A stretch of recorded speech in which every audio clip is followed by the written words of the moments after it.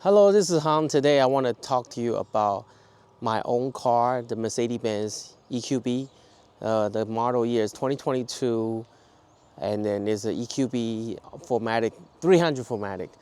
We have this car for a little bit over 2 years now. We're putting over 55,000 miles on it, and I want to talk to you about my experience with this car since day one till now, and then maybe this could be valuable information for you when it comes down to choosing an EV car. Let's check out the car. The one we have is a black EQB. You can see this is like pretty much a base model, so it still comes with the LED headlight, and I believe some model here actually kind of have it lights out, but this one doesn't. But it has this LED light here in the top.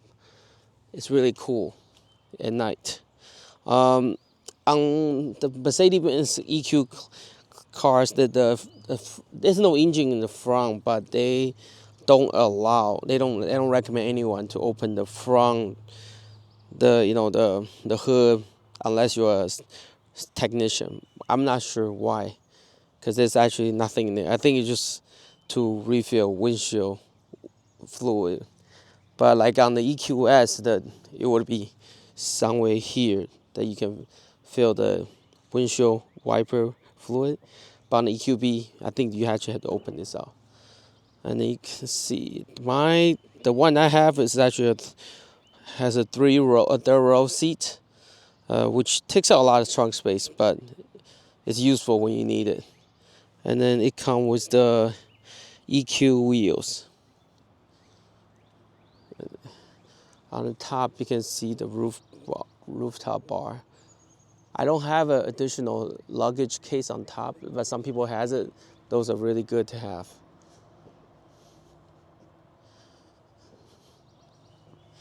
It's a really good car for daily driving, daily commute. Um, but when it comes to road trip, it's not too good because hard to find place to charge. And I go see inside the car. I'm gonna start with the driver's seat because this one's a base model, and then the year when we bought it, and 2022 October, right? There was like a shortage with with computer chips, so this car actually doesn't have a power seat. Otherwise, you will see something here, but it does come with a ventilation seat and a heated seat, and also comes with a heated steering wheel. I believe it still comes with like a lumbar support, which is somewhere here, but you can see it's like a manual seat. I don't think it's that bad.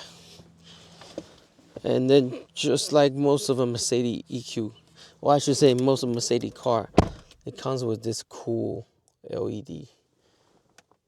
Oh, LCD or LED, whatever you want to call, right? And then the cool vent. At nighttime, those ambient light comes out like really cool, especially for kids.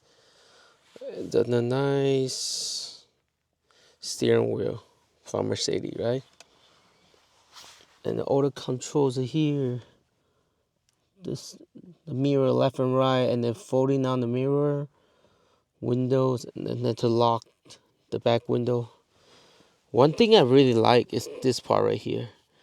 This area you can put a lot of stuff besides more than one. I put like 3 bottles of water at one time, you know. And here, I'm not sure if every car has it, but this area is actually wireless charger. And over here is for your Android CarPlay or Apple CarPlay. And here's the control touchpad. One thing I really, really like this car is the audio. The Mercedes-Benz stereo system is just good. It's so good. Like, this car is the second place that we spend most of the time in your day. Having a great audio system is plus, especially for people like me who's a realtor. And here's the passenger seat. I'm not sure what kind of leather is this, but it's pretty comfortable. I don't think it's a real leather, but it's pretty comfortable. I guess when you buy a Mercedes, right, comfort is a top priority. The lights, Mercedes What can I Me. do for you? No, thank you. I really like the interior of this car. Sorry, something went wrong. And let's go check out the back seat. And I'm in the back seat now. You can see there's 1, 2, 3 fifths, right? This back seat is really big. It can move front and back because there's a third row seat in the back. And then right here, this right here, I don't know, a lot of people talk about it, but this come in handy, right? You have the real plug to charge your laptop, and you have 2 USB-C. So, it's a lot of USB-C for this car, actually. And then here's the other side. And then I'm going to show you the third row seat now. Oh, I almost forgot this thing. The middle part that pulls down to the handrest, the armrest is very comfortable. And then here is the cup holder. This cup holder is not my favorite, also not my kid's favorite. She complains about it, like it doesn't hold a drink really well. Let's go see the third row. So a lot of a EQB actually does not come with third row, even the EQS, right? So a lot of people, even salesperson, doesn't know how to open it. So it's right here. You remove this mat, fold it up, and you see this little red tab. You pull it, then pull it up. You pull it, then pull it up.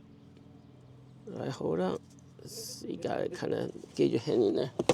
Okay, and then from here, you can see the third row does not have a lot of leg room, but it definitely has USB-C back here, and you have a speaker back here.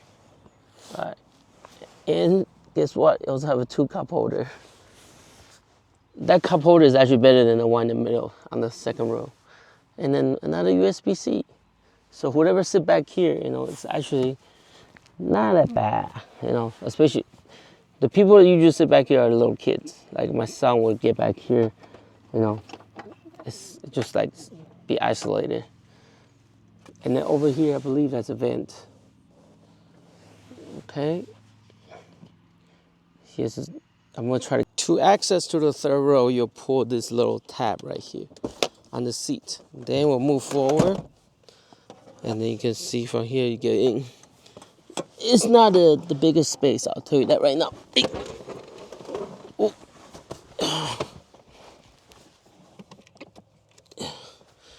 You can see. Now I'm gonna push the second row back. So it's about 1/5 if I move the seat up. When you move the seat up, of course, it means the second row becomes smaller, but still has pretty good space for the second row.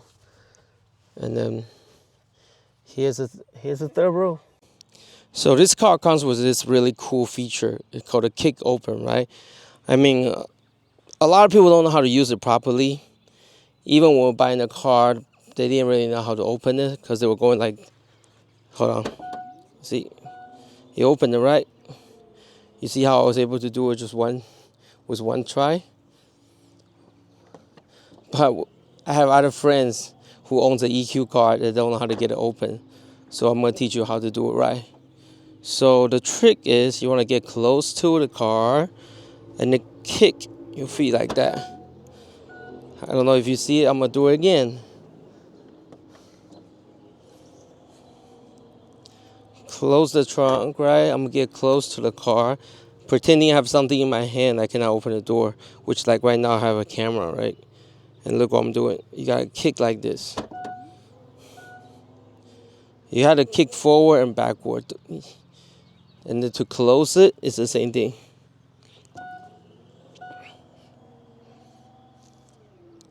So I've seen some people like go to it and go like that. It's not working. They was like, oh, is that because I don't have a key on me? No, that's not why. You have to go kick it. Voila, it opens. And let's check out the trunk.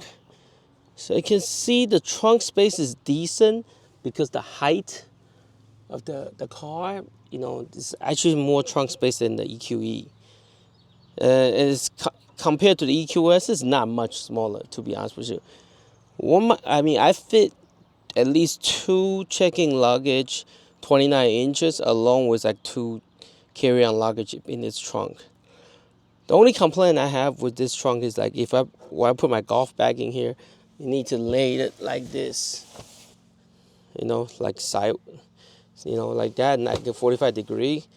You cannot really lay them horizontal because I guess I have to remove the driver and in order to do so. So that's one of the complaint I have. Other than that, it's pretty good space. So now let's talk about like my experience with this car, right? So I don't drive this car every day. It's for my wife. She works in downtown Atlanta, so driving the EV, driving an electrical vehicle, has a green tag, so she can take the HOV lane every day. Doesn't You don't need more than 3 people to be in the car with you to utilize the benefit. So that's actually one of the main reason why we're going with the EV, and then why we're going with the Mercedes-Benz versus the Tesla or other brand, simply because of brand reputation, right? It's a Mercedes-Benz, is 100, is a well-known automaker, right? They've been making cars for more than 100 years, and then they make good cars, in compared to. Prior to buying this car, we tried like Nissan Leaf, I tried like the Chevy electric car, and I tried the Model 3, Model Y, Model S, and Model X, right? And at the time, October 2022, that's when car market was crazy. So you pretty much going through like a bidding war for a car. At the time, Model 3 and Model Y both more expensive than this car. This car was $59,000 for a car that was a third row seat, and it's made by Mercedes-Benz. It's really, really good deal. It did not qualify for the $7,500 EV credit because I think at the time the 7,500 is only for the car that's made in USA, and I believe now for the newer ones, because they are made in South Carolina, they qualify for 7,500, but I'm not 100% sure. Like, you have to check with your dealership, right? Right now, if you're looking for this car in the used car market, I think you can scope some like pretty good deal, right? I think I saw some for like 20,000 something. For $20,000 Mercedes, and it doesn't take premium gas, I think that's a pretty good bargain. You know, Even though it's not an S class, but it's still comfortable. The interior cabin is quiet, right? It's much, much better than the Model 3s and the Model Y. Maybe the new Model 3, the interior cabin noise got better, but I still don't think it's as good as Mercedes, right? And it drives like a Benz, because I test drive the E class, the S class, this one, and C class. Had a loaner as EQE, and then this car is good. It's a great bang for the buck, right? And then, like I mentioned earlier, the audio system is really good. I don't even think it was the upgraded audio system, and it's already pretty good. It's better than every other car that I have in my life. We also have a Porsche, right? The sound system in here is definitely better, and it's more comfortable than Porsche, right? Because it's not a sports SUV, So it's good. And as far as the range, let's talk about something I don't like about this car. Okay, started off, it would be the range. The range is definitely a big issue, because when we bought a car, we thought this car could go up to 250 mile on a full charge, but honestly, the most I ever gotten was probably 230. I'm not sure is it the climate or it's because of my wife, the way she drives. So like, because the battery kind of learn to your driving pattern. So like, if you always like drive like really, really fast, it burns the battery a lot faster. And then I think you probably can get to close to 250 if you drive on the economic mode, and then maybe turn off the AC, and then on the highway don't go faster than 65. I believe 65 is like the ultimate speed for electric vehicle, right? So, but if you're not taking the car across country, it's pretty good, right? We took the car to Savannah, to Hilton Head, to Nashville, to Charlotte. You know, as far as the like ride quality, it was good. It's good, right? But it was really hard to find charging station for the non-Tesla car. But which I have a good news for you. Mercedes-Benz. I just went to this recall like last week. Mercedes-Benz now, I guess they allowed I should say Tesla now allows Mercedes-Benz Mercedes-Benz EQs to go charge at the Tesla charging station. But you just need to buy an adapter. You can buy that at the Benz parts store, or you can buy it on Amazon. I believe the price is actually cheaper at the Benz dealership because I checked the one by my house, the RVN Alpharetta. The price was like $190, and I think online on Amazon I found it was $199 for the adapter. So that's definitely, I think for every EV car owner, like if you can charge a Tesla, do it, because they just have so many more stations compared to other makers, or like Electric America or something, or like EVgo.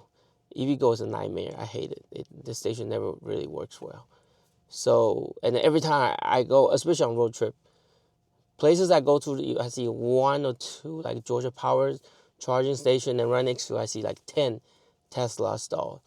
Especially like in Hilton Head, like I always had to charge at the Pooler because there's no charging station at Hilton Head for the non-Tesla car. So now they have, Mercedes-Benz can charge a Tesla. That's a big bonus for Mercedes-Benz EQ owners, right?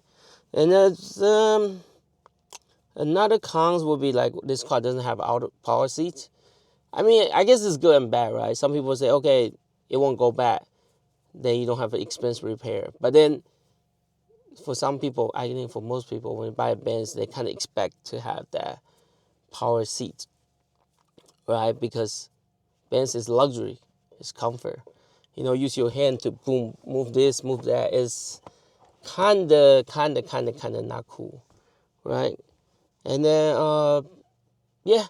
the trunk, like I mentioned earlier, not able to put a golf club like horizontally is kind of like, man, wish I have a bigger trunk. All right, and then I think that's about it. If you have any additional question, feel free to leave a comment below, and I'll try to answer you with my best ability. Right? Thank you for checking out the video with me today, and I look forward to speak with you next time. Have a great day. Bye.